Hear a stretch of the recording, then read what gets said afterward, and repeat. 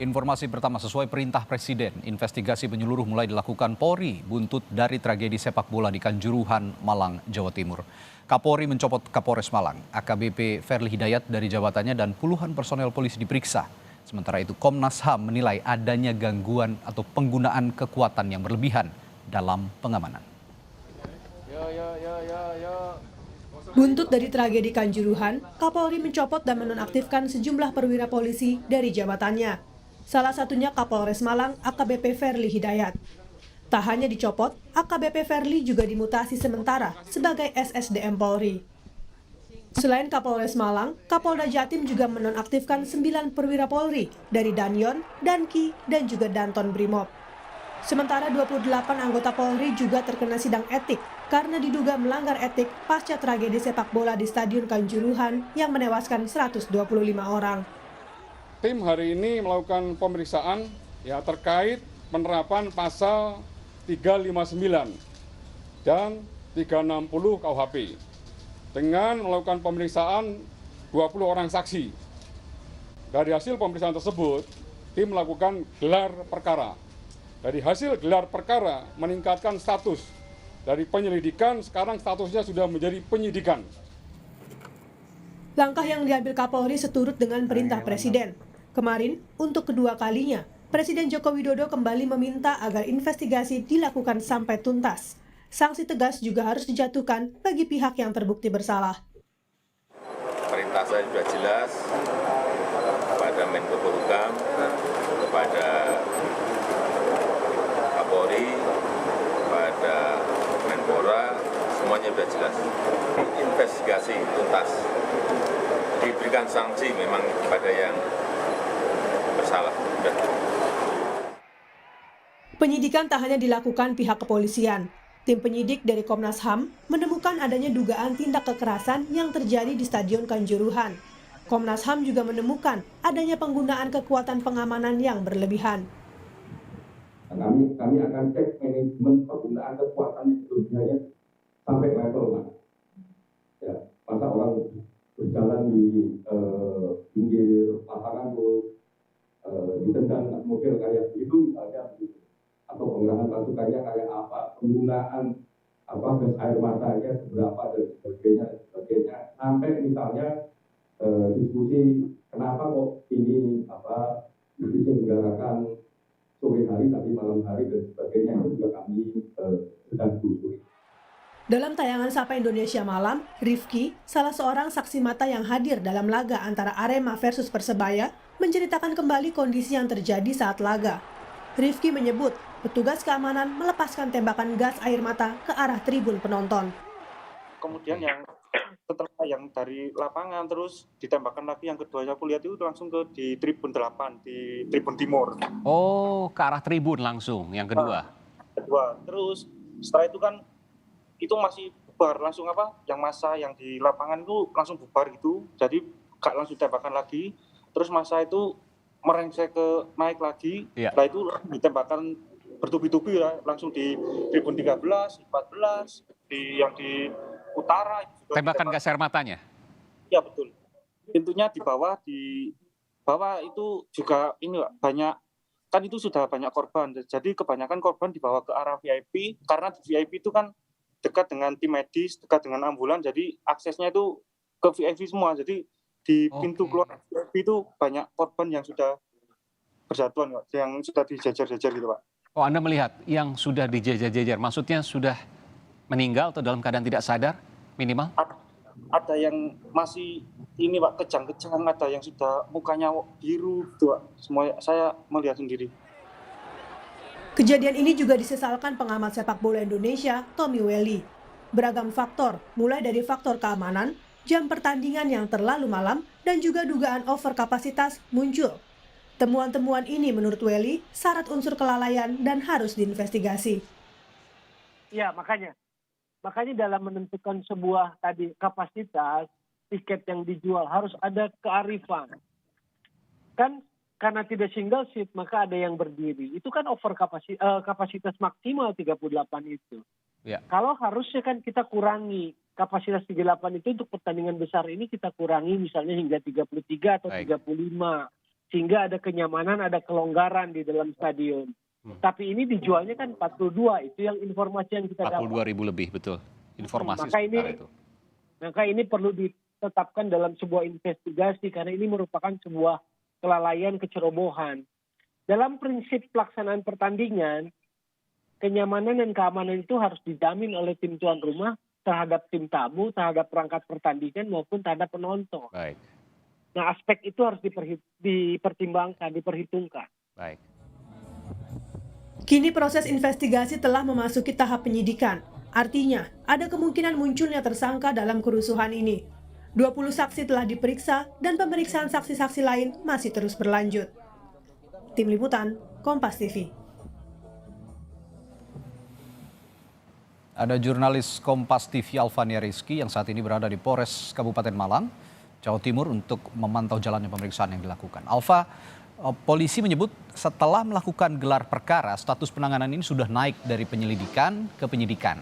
Sudah diketahuikah siapa tersangka yang ditetapkan polisi dan apa sangkaan pasal yang ditetapkan polisi?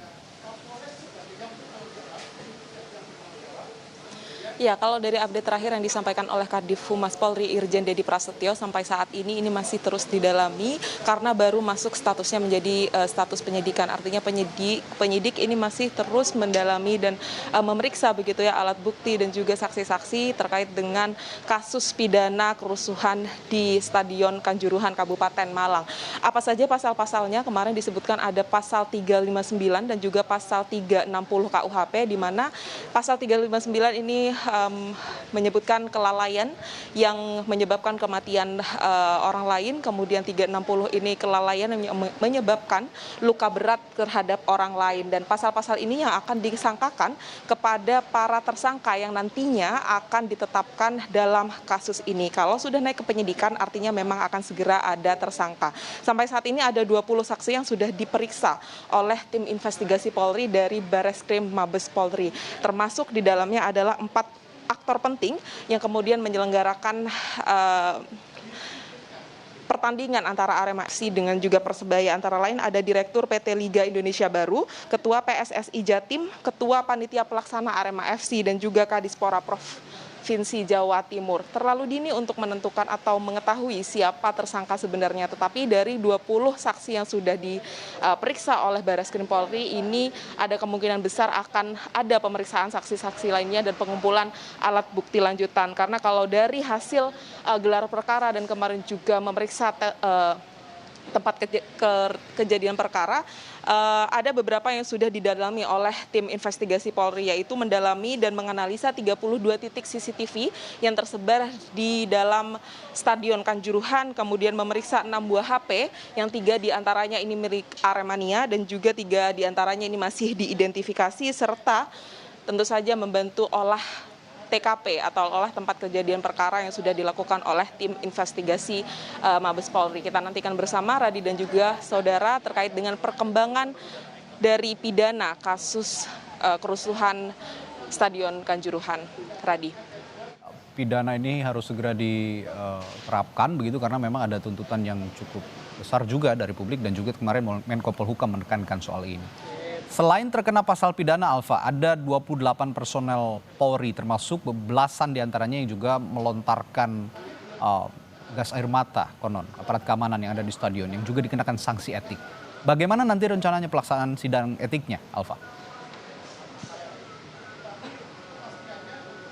Ya, benar sekali. Selain memeriksa dari sisi pidana begitu ya, tim investigasi Polri ini juga mendalami pelanggaran atau dugaan pelanggaran kode etik yang disangkakan kepada setidaknya 28 anggota Polri, termasuk 9 diantaranya adalah perwira Polri yang sudah dimutasi atau dinonaktifkan saat ini. Tetapi kemudian pelaksanaan kode etik atau sidang kode etiknya ini belum ditentukan kapannya karena saat ini masih proses pemeriksaan dan pendalaman barang bukti. Tentu saja Divpropam Polri sebagai pihak yang paling berwenang untuk melakukan pemeriksaan terkait dengan kode etik, ini akan memperhitungkan seperti apa pelanggaran-pelanggaran atau dugaan pelanggaran kode etik yang dilakukan oleh 28 anggota Polri ini. Apakah kemudian akan ada penambahan anggota Polri lain, mengingat seksi pengamanan atau anggota pengamanan yang berada di Stadion Kanjuruhan pada kala itu tentu saja lebih dari 28 orang.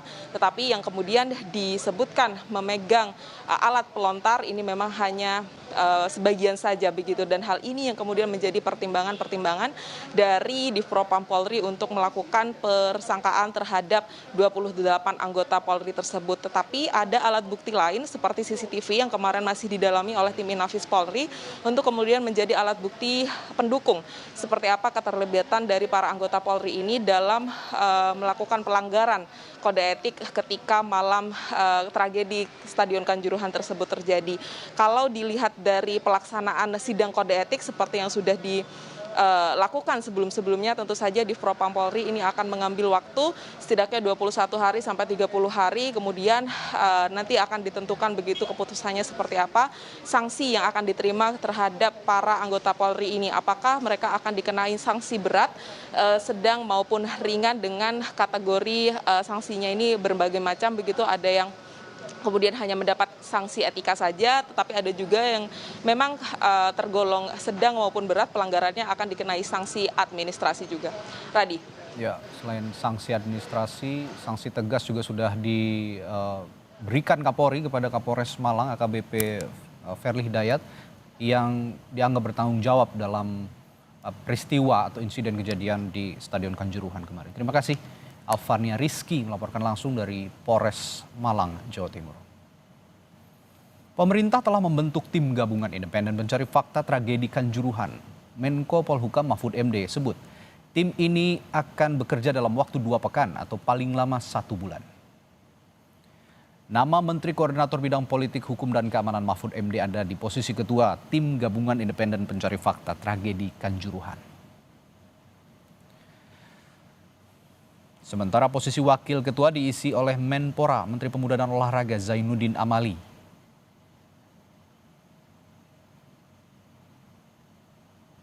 Dan posisi sekretaris tim gabungan independen pencari fakta tragedi Stadion Kanjuruhan diisi nama mantan Jaksa Agung Muda Tindak Pidana Umum Nur Rohmat. Ada 10 nama anggota dalam tim ini, diantaranya Profesor Renald Kasali, akademisi Universitas Indonesia, Profesor Sumaryanto, Rektor Universitas Negeri Yogyakarta. Selanjutnya ada nama pengamat olahraga Akmal Marhali dan jurnalis olahraga Anton Sanjoyo. Ada juga nama Nugroho Setiawan, mantan pengurus PSSI dengan lisensi FIFA, dan nama mantan Kepala BNPB Letjen Purnawirawan Doni Monardo. Nama mantan Ketua Umum 1 KONI Maijen Purnawirawan Suwarno juga mengisi nama tim gabungan independen mencari fakta tragedi Stadion Kanjuruhan. Selanjutnya ada nama mantan Wakapolda Kalimantan Barat Irjen Purnawirawan Sri Handayani. Lalu nama mantan pimpinan KPK Laude Muhammad Syarif serta mantan pesepak bola nasional Kurniawan Dwi Yulianto juga ada dalam tim ini.